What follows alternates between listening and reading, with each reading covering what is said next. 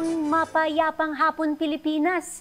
Ito po ang inyong balerina ng bayan, si Lisa Macuja Elizalde, na bumabati sa lahat ng nakikinig sa DZRH Radio at sa mga nanonood sa DZRH TV, lalo na sa ating mga kasamahang alagad ng sining at kultura sa buong bansa. In a world where most discarded books end up gathering dust or being thrown away, one artist sees them in a different light. He transforms these forgotten pages into stunning sculptures. At sa ganitong paraan, binibigyan niya ng bagong buhay hindi lamang mga lumang libro, kundi pati na rin ang mga pangarap at imahinasyong naipon sa pagitan ng mga pahina nito. Kaya't huwag kayong aalis sa hapong ito, samahan ninyo kami sa kalahating oras ng masayang kwentuhan kasama ang visual storyteller and book sculptor na si Sven Wilbur Lim, dito lamang sa Art to Art. Magbabalik po kami pagkatapos ng ilang paalala. Programang hatid ay sining at kulturang para sa lahat. Magbabalik ang Art to Art. Tinesting, sinuri, siniyasan. Ang resulta?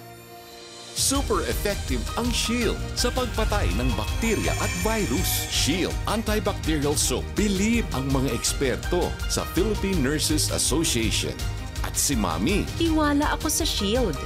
Shield Antibacterial Soap. Napatunayang mabisa. Ang mga nurse, tiwala. ACS. Hello, Washi! Laundry day na naman! Yay! Anong meron? Mancha ng chocolate, putik, may libag pa. Kaya natin yan! With Pride Washing Machine Detergent, may triple stain-away formula. Tanggal ang makapit, madikit, at madupit na dumit mancha. Kaya easy-easy ang labada. Mula noon hanggang ngayon. All you need is pride. All you need is pride. ACS. Usapang sining at kultura para sa lahat. Art to Art. Nandito pa rin tayo sa Art to Art at kasama natin sa hapong ito ang visual artist na si Sven Wilbur Lim. Magandang hapon, Sven. Magandang hapon din welcome po. to Art to Art. Hello po. First time mo dito sa aming programa, Yes no? po. Okay, so, okay, hinga lang. Yeah, huwag kang nervousin. It's really just a conversation between one artist to another. And speaking of artists, you are also known by the moniker Living Pages. Yes po. Ano yung kahulugan o simbolismo nito para sa'yo? For me po, kaya Living Pages, yun nga, binubuhay ko rin po kasi yung mga lumang mga libro na or yung mga instead na itatapon na yung mga libro, ginagawa ko siyang artwork para ma-immortalize or mabigyan bagong buhay po. Kaya po Living Pages po yung So, nakikita ko nga talagang Living Pages, yung mga sample na dinala mo dito sa aming studio. So, before natin pag-usapan nito, pwede mo bang ikwento muna sa amin kung paano ka nagsimula at ano yung inspirasyon mo para gumawa ng mga sculptures mula sa mga lumang libro? Apo. Nung bata pa po kasi ako, gusto ko lang din gumawa ng sarili kong laruan. Kaso, dati kasi wala pang internet, so hindi ko alam kung paano talaga ako gagawa. And wala pa rin ako pambili ng mga materials nung bata pa ako. And then, nung nagtatrabaho na po ako, since may pambili na ako ng mga materials, doon na po ako nagsubok, nag-trial and error. Pero hindi po kasi ako fine arts na graduate. So, nagsimula talaga ako sa trial. Naalala ko, nag-try din ako sa sabon muna, sculpture sa sabon. Sabon. Opo. Okay. Nag-try din ako sa chalk, sa kahoy, even clay. Nag-try ako. Mas traditional naman materials. Oo, yun po kasi gusto ko lang naman talagang sundin yung parang yung pagkabata ko, gawin yung gusto ko. Kaso, nahirapan ako since wala akong formal training and kahit sa internet, nung time na yun, konti pa lang yung mga tutorial or mga material pwede kong paggayahan. Until sabi ko, subukan ko kaya gamitin mga papel. May nakita akong mga lumang libro na nakatambak na sa bahay ng sobrang tagal na. So, doon ko trinay na gamitin yung mga papel. And sobrang nadalian ako, kaya kong kontrolin yung mga galaw nung mga gusto kong gawin. Kaya doon ko nasabi na papel yung gusto kong gamitin para gumawa ng mga sculptures ko. Ganun po nagsimula. Nabanggit mo kanina na nagtatrabaho ka pero hindi ka fine arts graduate. Yes po. So, nakalagay dito ikaw ay nagtrabaho bilang robotic arm engineer. Yes. So, engineering ang yes tinapos po, mo? ECE po, Electronics and Communication Engineering yung tinapos ko. Nag-work din po ako for 7 years sa isang company, which is yun nga po yung robotic arm na engineer. So, paano mo, masasabi siguro natin na yung engineering background mo ay, at yung mga works of art mo ngayon ay parang produkto ng pareho, yung engineering at saka yung art. Ano yung nag-influence sa iyo sa approach for creating itong mga book sculptures? Pagka yung robotic arm po kasi, pinoprogram din siya para gumalaw. And parang yung galaw po ng robot is parang masasummarize natin into 2 movements lang, straight line lang tsaka circular. Tapos kaya nang mag-move ng 3D, ng 2D. Kaya makikita nyo rin po sa mga gawa ko, parang mga circular lang siya, parang mga lines lang din siya. Parang doon ko po nakuha yung idea na ano. I see. Mukha nga, at saka mukha talaga silang gumagalaw. So, we have some samples of your work here in the studio. I know that we have televiewers and we also have listeners sa radyo. So, can you please describe to us in detail para yung mga takapakinig sa radyo ay ma-visualize din nila ang mga nasa harap natin ngayon. Sige po. Simulan ko po dito. This is, ang story po nito is si Cinderella. Cinderella, okay. Ito po yung scenario dito is yung naiwan niya na yung sapatos niya. Kasi 12 o'clock na noon, tapos nagmamadali na siyang umalis, then naiwan niya yung sapatos niya. Gusto pa sanang balikan ni Cinderella yung sapatos. Oo nga. Pero yung mga alaga niyang ibon, ang sapatos ko! Ganun po. Hindi, yung alaga niyang mga ibon, hinahatak na siya paalis kasi nga 12 o'clock na. Tapos ito pong intricate design na to, yan na po yung parang nagsisignify na nawawala na yung damit niya. Bumabalik na sa dati yung oo nga, bumabalik na sa dating anyo. Opo, yun po yung, kaya ganito yung Tapos ang mga pages na ginamit mo, nakikita ko, parang kwento ni Cinderella, Cinderella no? Kwento po ni Cinderella. Okay. Wow, okay. Sige, so Cinderella yan. Alam mo bang may ballet akong Cinderella? Kaya nakaka-relate ako. Tapos, ito naman. Ito po muna, si Alice in Wonderland naman po ito. Yan, ito po yung scenario, yung may caterpillar. And yung nag-i-smoke siya ng Who Are You? Tinatanong niya si Alice ng Who Are You? Ito po, nagawa ko po itong artwork na to during pandemic. Kasi tinatanong ko rin sarili ko kung engineer ba ako or artist. Kaya parang yung Who Are You talaga is more of nagre-reflect talaga sa situation ko nung time na yun. And yun na rin yung time na iniisip ko kung magpo-full-time artist ba ako or mag-work pa rin ako as engineering. I see. And as of now, nanalo yung art kasi. Okay. So sa pandemic ka nagdesisyon na magiging full-time artist ka? Before pandemic, nag-resign na po ako sa work. Pero during pandemic, parang alangan pa rin ako. Kasi yung sa career, nasimulan ko na kasi as engineer. And sa art world kasi wala akong kaalam-alam eh. Art market, wala rin po akong alam. Kaya parang takot at nahihirapan akong sundin talaga siya. Lahat naman tayo na takot at nahirapan during the pandemic. Pero nakita ko na ang setting mo naman sa Cinderella ay kahoy. Ito naman, libro. Libro. Actual libro. Opo. Ito. Libro ba ito na Alice in Wonderland?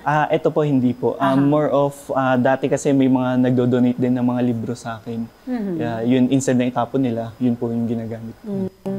I see. Okay. Ito namang parang mukhang mga tropeyo. Since nahirapan din kasi, pagka nakabenta po kasi yung artwork, minsan parang one time, big time lang eh. Kasi isang beses lang. Hindi pa siya parang pwede maging sustainable or steady income ko po. Kaya nag-isip po ako ng something na pwedeng maibenta na parang every year. Pwedeng kumuha yung ano po. Kaya naglabas po ako ng mga trophy po. Yes. Oo, so sa mga kailangan ng tropeyo, ha, meron tayong very original na mga tropeyo dito na pwedeng pang awards night o pang corporate awards night. Yeah, so far mga kumukuha pa lang po nito yung sa mga publishing na book publishing or libraries. Na, kasi nga naman, very relevant kasi nga gawa sa libro. Yung ganun nga po. Okay. Tapos yung design nila is parang inspiration dyan is yung Oscar Awards. Yung gold lang siya, walang mukha, very simple lang po. Kaya ganyan din po yung mga design na mga ginawa kong artworks. So meron tayong nakikitang singer na may mikropono at meron naman mga nagbabasa na mga figures dito. Okay. Ito naman katabi mong sculpture dyan sa sopa. Ito naman po si Snow White. Nakikita ko yung mansanas. Ayan, yun po kasi yung significance sa story niya. Kaya yun po, nilagyan ko rin ng color red. Kaya para malaman talaga na Snow White kaagad siya. Okay, yes. So, color red yung mansanas. Malapit na niyang kainin yung mansanas. And she's also on top of a book. No? Oo, okay. So, may ballet din akong Snow White. Papalabas namin sa December. So, ma-plug na lang. Okay, so Sven, walk us through your process and technique. Maaari mo bang ilarawan ang creative process mo mula sa pagpili ng materials hanggang sa huling touches ng iyong mga sculptures? Nagsisimula rin po ako sa more of drawing sisimula. And then sometimes, pag binasa ko yung libro, bigla na lang may makukuhang idea. Doon ko po tinatry mag-drawing, trial and error din po yung process ko. Then once okay na po, doon ko na po yung gagawin yung mga sculptures. Yung sculptures ko po, nagsisimula po siya sa pagbilog ng mga papel. Cylinder lang po siya. For example, ito po. So, rino-roll mo lang yung papel, no? Roll. Tapos kahit yung leeg niya, i-roll lang din po. I see. And then, para siyang Lego ng papel. Kasi nga, engineering din kasi ako. Parang kaya rin siyang Tama. Ito po yung katawan. Tapos, yan po yung mga parts, no? Okay. Hindi ko alam kung nakikita ng ating mga televiewers yan. Sige, sandali lang. Purong natin. Ayan. Okay. Ito po yung ulo. So, yan yung ulo, leeg. Leeg. Tapos yan yung katawan. Opo. Parang ganun po siya. I see. And then, pagkatapos po niyan, ika-carve ko na lang po yung niya.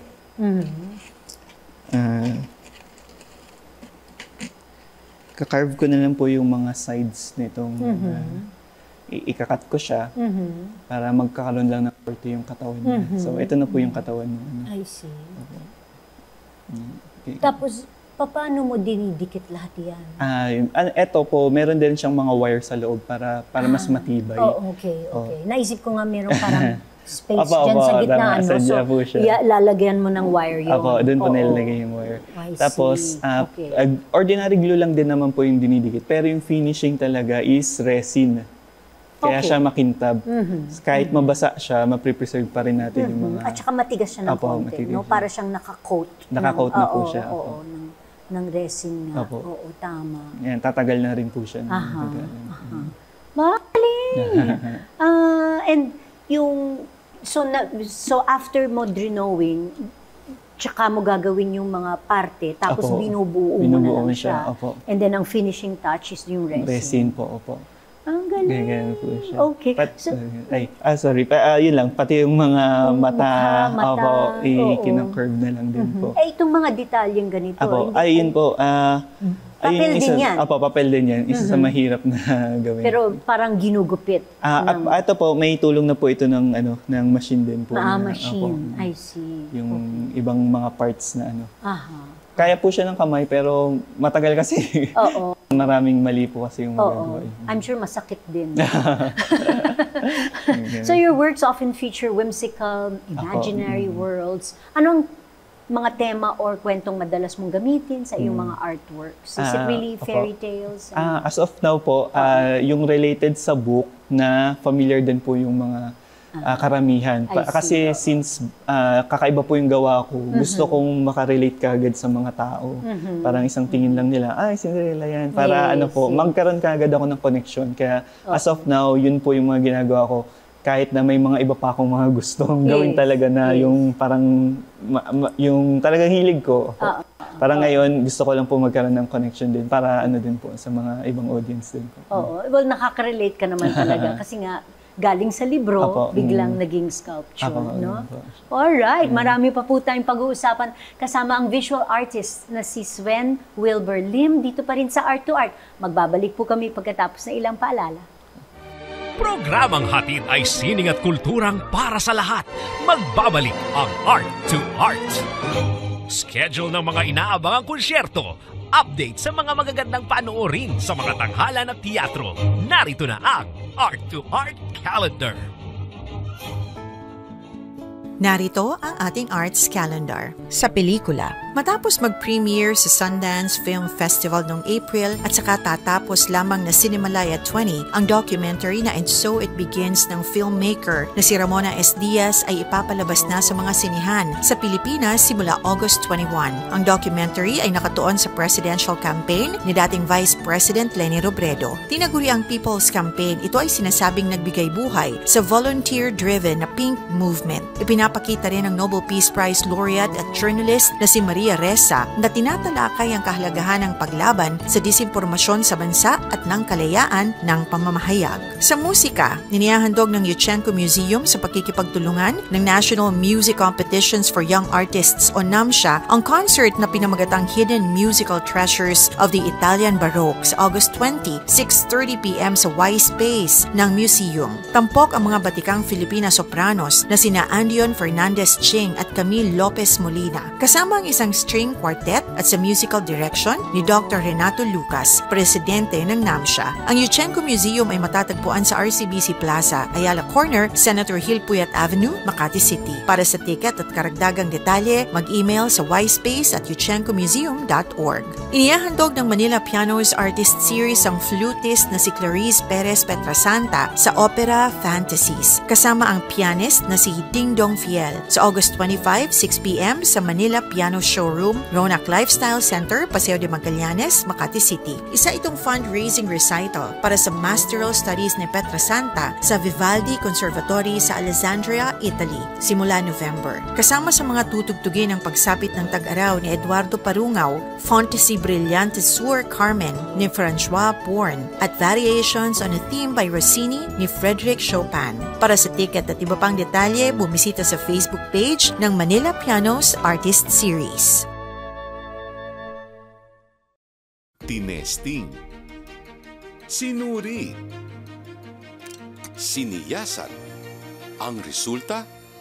Super effective ang Shield sa pagpatay ng bakterya at virus. Shield Antibacterial Soap. Believe ang mga eksperto sa Philippine Nurses Association.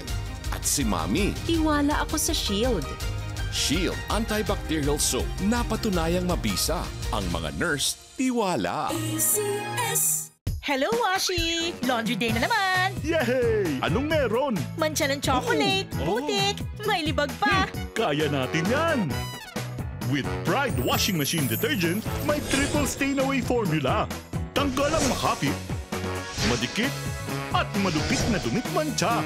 Kaya easy-easy ang labada. Mula noon hanggang ngayon. All you need is pride. All you need is pride. ACS. Usapang sining at kultura para sa lahat. Art to Art. Andito pa rin tayo sa Art to Art at kasama pa rin natin ang visual storyteller and book sculptor na si Sven Wilber Lim. Sven, book sculptor. So, may kilala ka bang gumagawa din ng ganitong uri ng mga sculptures? Dito po sa Pilipinas, sa tingin ko wala pa. Pero po So, sa... ikaw yung kauna-unahan? Kaisa-isa? Sa pagkakaalam ko po, yes po. Pero sa ibang bansa, meron din pong gumagamit ng mga book pages as yung medium nila. Pero po yung technique, tsaka yung, kahit yung gawa mismo, ibang-iba po yung gawa ko sa gawa nila.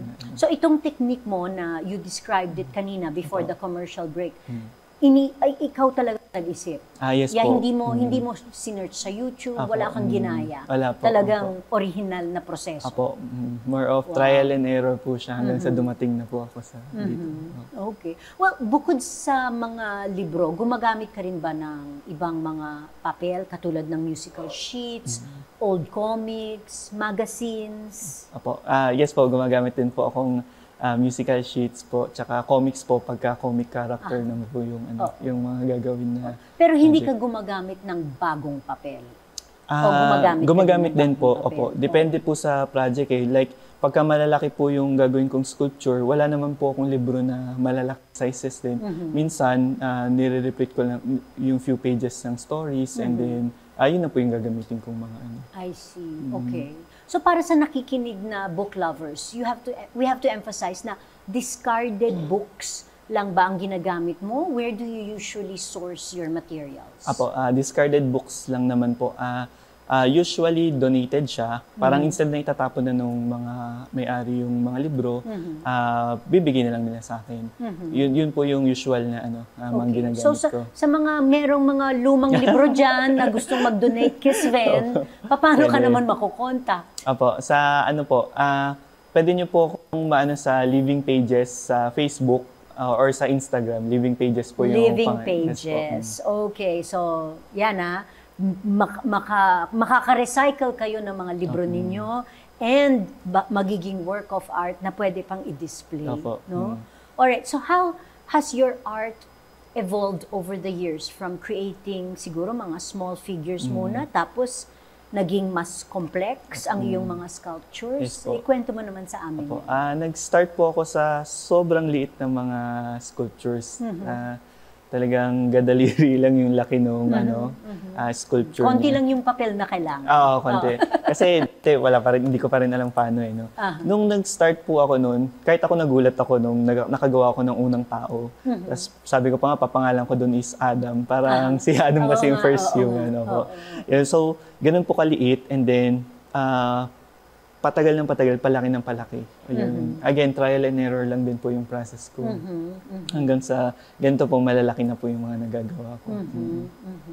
Okay. So, nabanggit mo kanina ang paggamit ng clear varnish at resin sa iyong mga artworks. Ito ay nakaka-preserve, no? Nakakatulong sa pagpreserba at ng iyong mga sculptures. Nagiging waterproof ito? Yes po, naging waterproof siya. At siguro naman, at hindi siya nakakain, no? Ng mga bukbok. Opo, hindi na po. Kasi naka-preserve na po siya.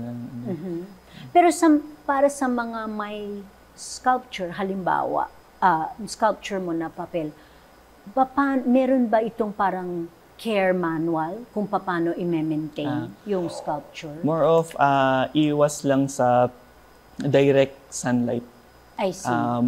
Pero yung direct sunlight lang is more of magdi-discolor lang naman yung resin, maging color yellowish siya kapag yun lang naman po yung iwas. Pero kung pagka naging yellowish din naman siya, medyo mukhang antique din, kaya parang okay lang din naman na siya. Okay. Yun lang po yung kailangan iwasan, direct sunlight. At paano naman halimbawa mag-dust o kaya pag nadumihan, anong ginagawa? Kaya naman gawin? Po, matibay na rin po kasi matibay siya. Dahil sa resin po siya. Okay, so pwede lang talaga siyang punasan. Punasan po. Alright. Okay. So ano ang mga karaniwang reaksyon ng mga tao sa iyong mga gawa? At paano naman nakaka-impluwensya ang mga reactions o feedback na ito para sa mga susunod mong proyekto? Iba-iba po yung reaction eh. Merong natutuwa, meron din parang hindi agree kasi nga rin po mga libro yung ginagamit ko. Although kahit nasabihin kong discarded siya, for them, hindi pa rin okay. Pero doon naman sa mga na natutuwa, nai-inspired din sila na sila din mismo parang i-pursue din yung mga gusto nilang gawin sa buhay. Okay. And meron ka bang iba pang materials na gusto mong kumbaga i-experiment for the future, for your future artworks, or are you set on just working with paper? May mga iba pa rin pa akong gustong gamitin na mga papel. Pero for now, ang gusto ko pong mas i-explore is yung mga pattern po na dagdagan ko pa, i-improve ko pa yung mga damit. Kaya for example, bumibili rin po ako ngayon ng libro ng mga fashion sa mga damit. Para kahit nasa tela siya, gusto ko siyang i-apply sa papel na, na settings po. So, yun po yung current na situation ko po. At ikaw din ba ay nagbibigay ng mga workshops para maituro ang paggawa ng mga sculptures na ito sa mga bata? Nung before pandemic po, yes po, may mga nagbibigay po ako ng workshop na kung paano siya gawin. So after the pandemic, so far, yes po. Parang wala pa. Full-time ka ng sculptor. So far, wala pa po. Maybe nga po, dahil nga sa pandemic, kaya bago-bago mga schedule. I see. Meron ka bang mga upcoming projects na kasalukuyan mong you're working at? And meron ka bang mga commissioned works? So far, meron na lang po akong isang commission work na tinatapos. And sa September po, sa Gateway po, may art fair na gagawin. Sumali po ako dun sa art fair po. Okay. And sa mga gustong makakita o bumili ng mga obra mo, where can they find your works? Sa ano pa rin po, meron po sa Mega Mall, may isa po dun gallery, naka-display dun. Anong gallery sa Mega Mall? Old Manila po yung pangalan. Old Manila. Okay, yung Old Manila, nagbebenta rin kasi sila ng mga lumang libro. Parang yun talaga mga rare books talaga yun. And sabi ko, bagay yung gawa ko kasi old books to. Pag may naganap ng old books, makikita yung gawa ko din po na mga libro. True. Kaya po siya yung pinili ko na gallery. And pwede rin naman po silang direct sa Facebook or sa Instagram ko, sa Living Pages pa din po. Living Pages. Message lang po. Yeah, sige. Well, Sven, maraming salamat sa pagdalaw mo dito sa amin at pagdala ng iyong mga obra dito sa aming studio. And we wish you, of course, all the best in all your future projects. Thank you rin po. Hanggang sa susunod na linggo, samahan ninyo kami ulit dito sa Art to Art, kung saan ang usapang sining at kultura ay para sa lahat. Ito po ang inyong balerina ng bayan, Lisa Macuja Elizalde, nagpupugay sa artistang Pilipino.